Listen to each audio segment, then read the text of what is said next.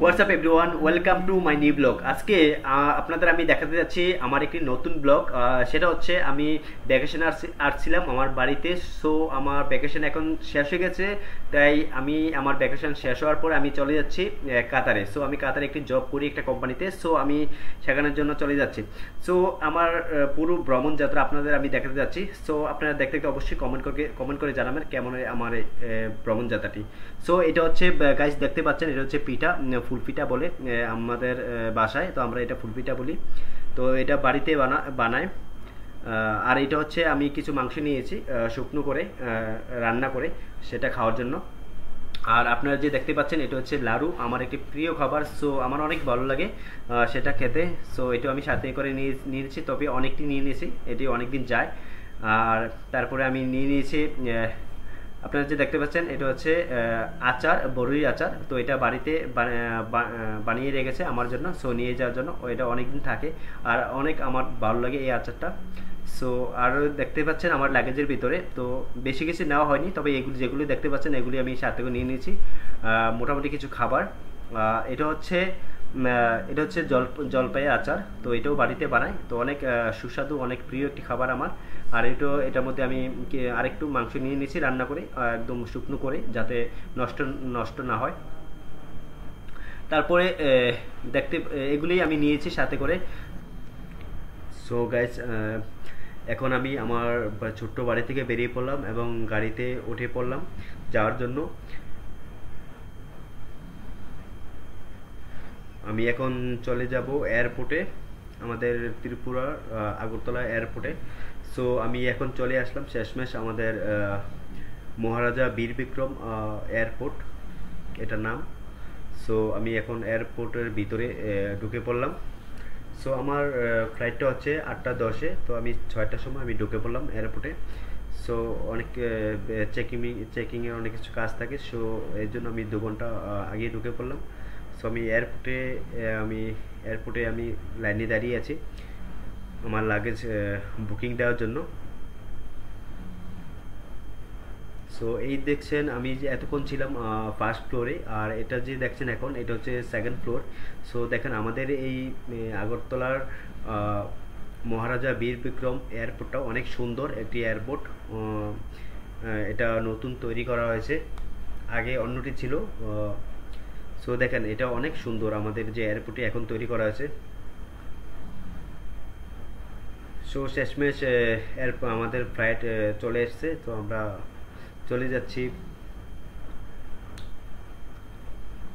আমি এখন চলে যাব কলকাতার উদ্দেশ্যে। কলকাতা কলকাতা এয়ারপোর্টে চলে যাব। সো আমি ফ্লাইটে উঠে পড়লাম। এটা হচ্ছে কেবিন ক্রু ফ্লাইটের এই মেয়েগুলো। সো আমি এখন চলে যাব কলকাতায়। সো আমি আছি এখন কলকাতা এয়ারপোর্টে, আমি চলে আসলাম। সো আমি এখন আমার লাগেজের জন্য আমি ওয়েট করতেছি, আমি যেটা বুকিংয়ে দিয়েছিলাম আগরতলাতে।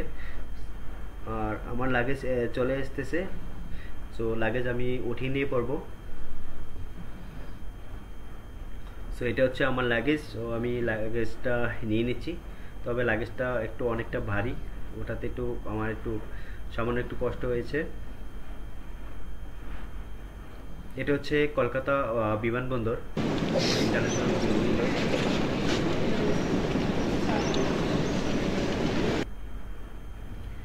সো আমি রাত্রে এসেছিলাম। আমার আগরতলা থেকে 8টা 10-এ ফ্লাইট ছিল, রাত। সো এটা এখন হচ্ছে সকাল। আমি সকালবেলা আবার আমার 11:30টার সময় ফ্লাইট ঢাকার উদ্দেশ্যে। সো আমার এখান থেকে আমি ট্রানজিটটা ঢাকা যাব কলকাতা থেকে। সো ঢাকা থেকে দোহা, কাতারে। সো আমি এখন আমার সব বুকিংয়ের কাজ সবগুলো সেরে আমি এখন ফ্লাইটের জন্য অপেক্ষা করছি। এটা হচ্ছে কলকাতা বিমানবন্দর। সো এটা হচ্ছে কলকাতা বিমানবন্দর, দেখেন অনেক সুন্দর কলকাতা বিমানবন্দরটা। তো আপনাদের দেখার উদ্দেশ্যে আমার এই ব্লগটি করা।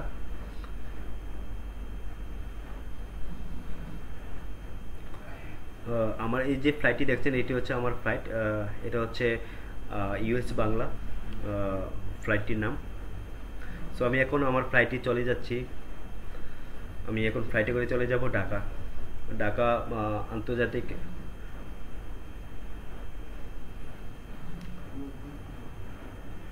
ঢাকা এয়ারপোর্টের নাম হচ্ছে শাহজালাল আন্তর্জাতিক বিমানবন্দর। সো আমি ঢাকা ল্যান্ড করব ফ্লাইটে করে গিয়ে। সো চলে যাচ্ছি আমি ঢাকার উদ্দেশ্যে। ফ্লাইটে আমি ওঠার জন্য যাচ্ছি।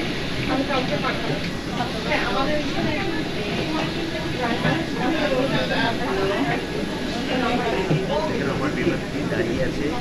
তো আমার জন্য ওয়েট করতেছি। আমি বিমানে গিয়ে উঠবো।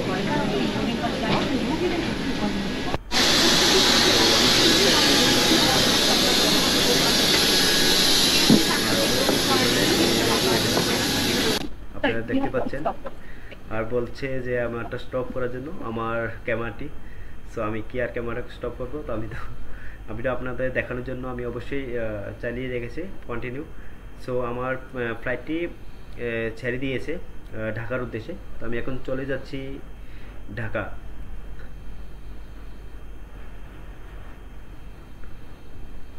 ঢাকা শাহজালাল আন্তর্জাতিক বিমানবন্দর,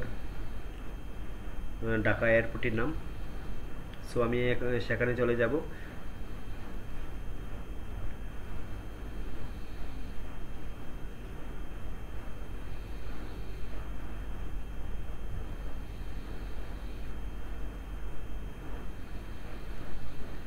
তবে আমার এই ফ্লাইটের জার্নি অনেক ভালো লেগেছে। তবে একটু বেশি ট্রানজিটটা আমার হয়ে গেছে। আসার সময় অ্যাকচুয়ালি আমি ডিসেম্বর মাসে আসছিলাম, তো ওই সময় খ্রিস্টমাস ছিল, তো অনেক ওয়ান ওয়ে অনেক দাম ছিল, তো অনেক প্রাইসটা অনেক বেশি ছিল, তো এই জন্য আমার ট্রানজিটটা এভাবে আমি নিয়ে নিয়েছি। তো আমি এখন আকাশের উপরে উঠে গেলাম বিমানের ভিতরে। তো আমি চলে যাচ্ছি ঢাকায়। আপনারা দেখতে পাচ্ছেন এটা হচ্ছে ঢাকার, এই যে দেখতে পাচ্ছেন বিল্ডিংগুলো, এগুলো এটা হচ্ছে ঢাকা, ঢাকার রাজধানী। যে বিল্ডিংগুলো দেখছেন রাজধানী, এটা রাজধানীটা ঢাকার। আমি এখন অনেক আকাশের উপরে আছি, অনেক উঁচুতে। দেখেন ছোট ছোট এই যে বড় বড় বিল্ডিংগুলো অনেক ছোট ছোট দেখাচ্ছে, অনেক উঁচুতে আমি বিমানের ভিতরে।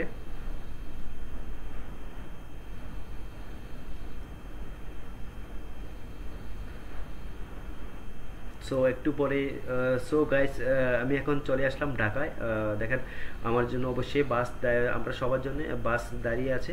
তো আমাদের নেওয়ার জন্য আমিও অবশ্যই ফ্লাইট থেকে নেমে গিয়েছি, আর বাকিরা নামছে।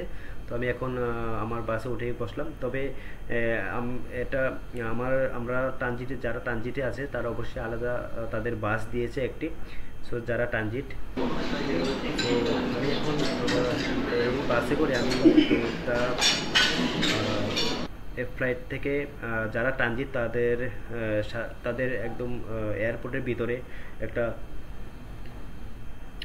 রেস্টুরেন্টে নিয়ে এসেছে লাঞ্চ করার জন্য। তো আমি ঠিক চলে আসছি লাঞ্চের সময়, একটু লেট হয়ে গেছে ফ্লাইটের। পৌঁছার কথা 1টার সময়, আর সেটা হয়েছে 2টো। সো এই জন্য লাঞ্চের সময় আমাদের যারা ট্রানজিট আছে তাদের লাঞ্চটা দিয়েছে। তো আমরা লাঞ্চ করার জন্য অবশ্যই আমরা এখানে এসেছি। সো এখন লাঞ্চ করার জন্য দেখতেছি কি কি খাবার এখানে আছে। দেখেন এটা হচ্ছে বুফে দিয়ে দিয়েছে সব কিছুই, যার যার ইচ্ছে মতো সবাই নিয়ে নিচ্ছে, নিয়ে খাচ্ছে। সো আমিও একটু ঘুরে দেখলাম কি কি আছে, আপনাদের দেখাচ্ছি সব কিছুই। এটা হচ্ছে এয়ারপোর্টের ভিতরে, ঢাকা শাহজালাল আন্তর্জাতিক বিমানবন্দর ভিতরে এই রেস্টুরেন্টটি।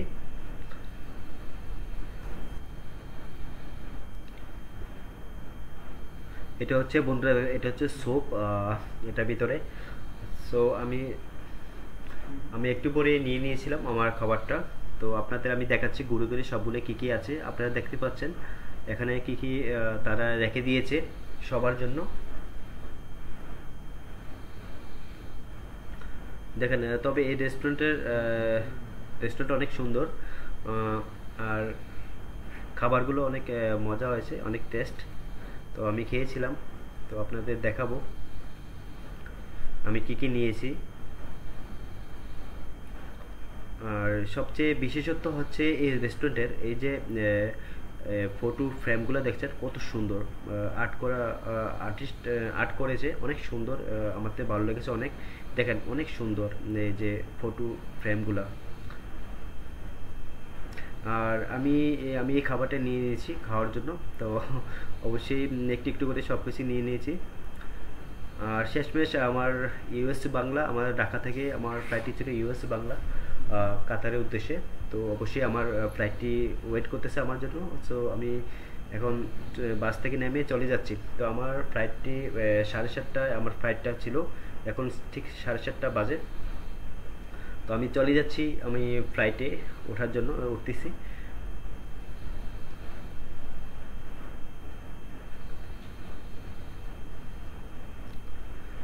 এটা হচ্ছে রাত 7:30 বাজে।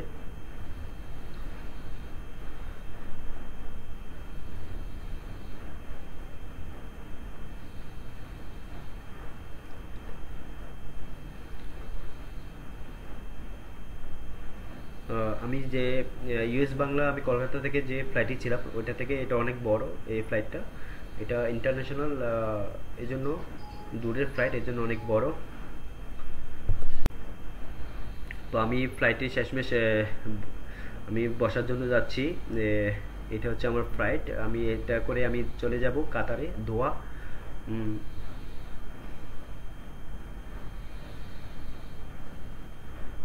সো এখন প্রায় আমি শেষমেশ আমি রাত্রের জন্য আমি আপনাদের দেখাতে পারিনি বাইরের ভিউটা। তো আমার টাইম হয়ে গেছে।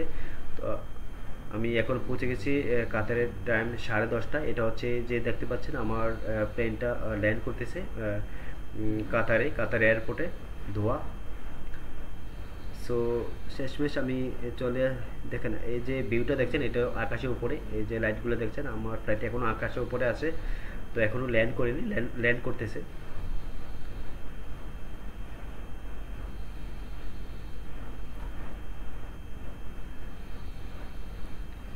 সো বন্ধুরা আমি শেষমেশ চলে এলাম কাতার দোহাতে। সো আমার ফ্লাইটটি আর একটু পরে ল্যান্ড করবে। তো ল্যান্ড করার জন্য অবশ্যই আমার ফ্লাইটটি ল্যান্ড করার পরে আমি এখন চলে যাচ্ছি বাসে করে আমি চলে যাব এয়ারপোর্টের ভিতরে। আমি ফ্লাইট থেকে নামছি, দেখেন আপনাদের দেখাচ্ছি ফ্লাইটটা, দেখেন কত বড় ফ্লাইটটা। তবে এর থেকে বড় ফ্লাইট আছে যেটা কাতার এয়ারলাইন্স, এটা থেকে অনেক বড় ফ্লাইট। ওইটা থেকে অনেক ছোট এটা। তবে আহ, আমি এখন চলে যাচ্ছি বাসে করে এয়ারপোর্টের ভিতরে। সো ওইখানে আমাকে অনেক চেকিং করলো, বুকিং দেওয়ার। ওইখানে আমার বুকিং লাগেজটা আমি নিয়ে নিয়েছি। আমি লাগেজটা ওইটা আপনাদের দেখাইনি। সো লাগেজটা নিয়ে এবং আমি চেকিং করে আমি এখন বেরিয়ে যাব এয়ারপোর্টের ভিতর থেকে।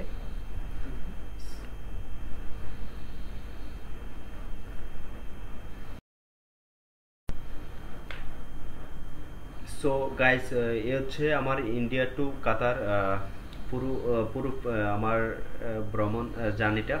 সো আপনাদের কেমন লাগলো অবশ্যই আপনারা আমাকে কমেন্ট করে জানাবেন কেমন লাগলো। আর এই বলে আমি শেষ করছি আমার এই ব্লগটি। ভালো থাকবেন, সুস্থ থাকবেন এবং নেক্সট ভিডিও পাওয়ার জন্য অবশ্যই আমার চ্যানেলটাকে সাবস্ক্রাইব করবেন যারা অবশ্যই নতুন হয়ে থাকবেন। সো ভালো থাকবেন, খোদা হাফেজ।